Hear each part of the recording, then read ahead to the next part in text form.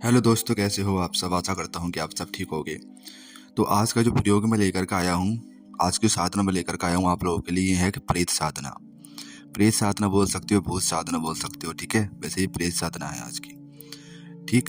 तो इस साधना से आप क्या कुछ नहीं कर सकते, इससे आप बहुत कुछ कर सकते हो। ये जो प्रेत है आपका मित्र बन करके आपके साथ रहेगा और आपके सारे काम करेगा, ठीक है।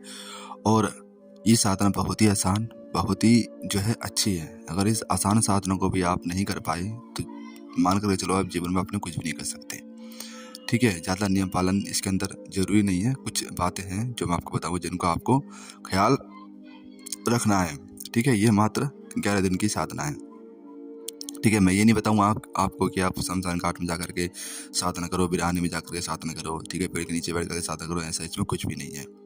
बहुत ही आसान और बहुत ही सिंपल ये साधना है। मुझे लगता है कि इससे आसान और सिंपल साधना शायद ही कोई होगी, ठीक है।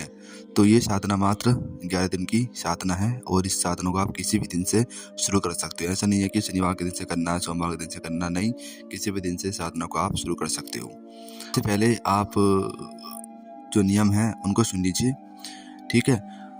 देखो, आपको जब रात्रि में आप सोओगे तो आप सबसे अलग सोओगे, यानी कि आप किसी खाट पर अपना बिस्तर लगाओ, उसी पर आपको सोना है। कोई दूसरा उस खाट पर नहीं लेटेगा, ठीक है। लेटना तो छोड़ो, उस बिस्तर को दूसरा आदमी टच भी नहीं करेगा, ठीक है। ठीक है, दिन में आपको उस बिस्तर पर नहीं सोना है, ठीक है, क्योंकि दिन में जो शक्ति आएगी वो लेटेगी उस पर, ठीक है। और उस बिस्तर को आपको उठा करके भी नहीं रखना। जैसे कि मान लो आज से आपने साधना शुरू करी, आज रात्रि से आपने साधना शुरू करी है, तो आज रात्रि को आपने बिस्तर लगाया खाट पर, तो वो बिस्तर ऐसा का ऐसा ही पड़ा रहना चाहिए 11 दिन तक उस खाट पर ही।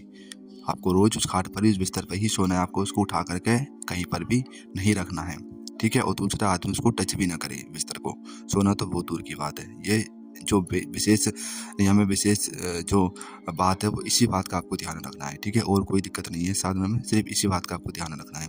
और मीट मछली दारू वगैरह ये सब चीज़ें आप छोड़ ही देना, ठीक है, साधना करो तो। क्योंकि 11 दिन तक आप छोड़ देना, 11 दिन के बाद आप चाहो तो खा सकते हो, वरना आप छोड़ दो 11 दिन तक, उसके बाद आप खाना चाहो तो खा सकते हो, ठीक है। तो आपको इस साधना में करना क्या है, मैं आपको बताऊं। जो आप देखते हो ना, पीपल का पेड़ होता है, एक पीपल के पेड़ में एक दूसरा पेड़ निकल आता है। इसका प्रयोग बता रहा हूँ, उसको सुन लीजिए ध्यान से। जो पीपल का पेड़ होता है, पीपल के पेड़ में एक दूसरा पेड़ निकल आता है, ठीक है। तो बहुत ही चमत्कारी पेड़ होता है वो। तो दूसरा जो पेड़ निकलता है ना, पीपल के पेड़ से जो दूसरा पेड़ निकलता है, पीपल के पेड़ के पत्ते नहीं लाने हैं आपको। जो पीपल के अंदर से दूसरा पेड़ निकला है, उसके 3 पत्ते आपको दिन में लेकर के आ जाना है, 3 पत्ते, ठीक है। अब उन 3 पत्तों को रात्रि में आपको, बस यही आपको क्रिया 11 दिन तक करने हैं। पत्ते रोज आपको लाने हैं। ऐसा नहीं है कि आज पत्ते ले आए और रोज आप उन्हीं पत्तों को रख रहे हो, नहीं। जैसे आज पत्ते लेकर के आए दिन में, रात्रि में जब सो तो उन पत्तों को तकिए नीचे रख के सो जाओ।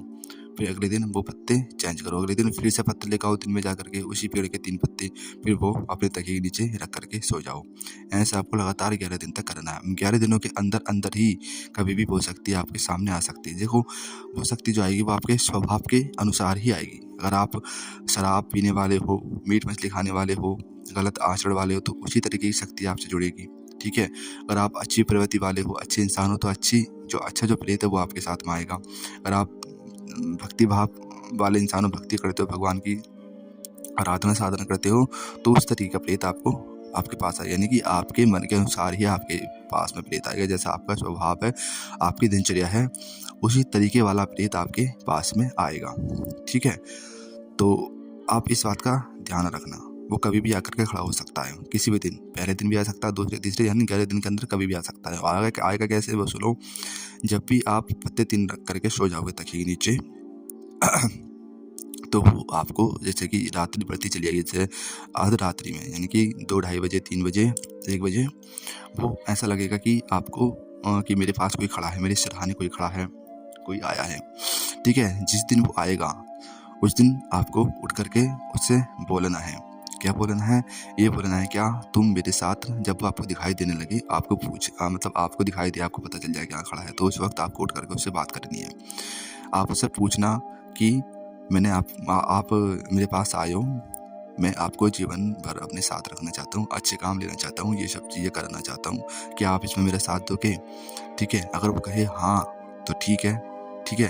अगर वो कहे अगर वो मतलब कुछ भी ना बोले, ऐसे ही खड़ा रहे, ठीक है, कुछ भी ना बोले वो, तो आप उससे बोल देना कि आप जहाँ से आए हो वहीं पर ही चले जाओ, ठीक है। अगर बोल दे कि हाँ मैं तुम्हारा साथ दूंगा, अच्छे कामों में तुम्हारे साथ रहूँगा, ठीक है, हर काम में तुम्हारा साथ दूंगा, तब ठीक है, ठीक है। उसके बाद वो वहाँ से चला जाएगा। जो भी आपको वार्तालाप करनी है कर लेना, उसके बाद वो वहाँ से चला जाएगा। अब इसके बाद की जो क्रिया है वो सुन लो आप ध्यान से। जैसे आपने रोज़ पत्ते लेकर के आए दिन में, आज पत्ते ले आए, तकिए नीचे रख दिए, अगले दिन पत्ते बदल दिए।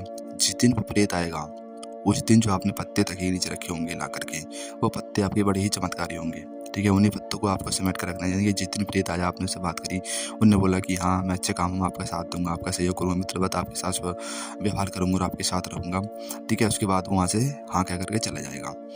तो वो जो 3 पत्तियाँ जिस दिन आया है, वो 3 पत्ते आपके बहुत चमत्कारी है। उसके अगले दिन आपको क्या करना है, आपको एक भिखारी को ढूँढना है।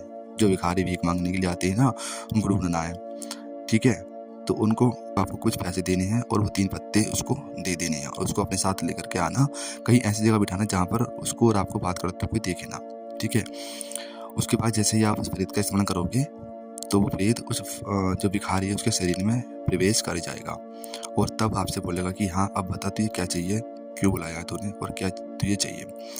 उस वक्त आपको उससे 3 वचन ले लेने हैं कि जब बुलाऊंगा तब आओगे, ठीक है, जहाँ भेजूंगा वहाँ जाओगे, जो बोलूँगा वही करोगे, मुझे और मेरे घर के किसी भी सदस्य को कोई नुकसान नहीं पहुँचाओगे, नहीं पहुँचने दोगे, ठीक है। इस तरीके से 3 वचन आपको उससे ले लेने हैं। तो वो 3 वचन आपको देगा और आपसे सारी वार्तालाप करेगा।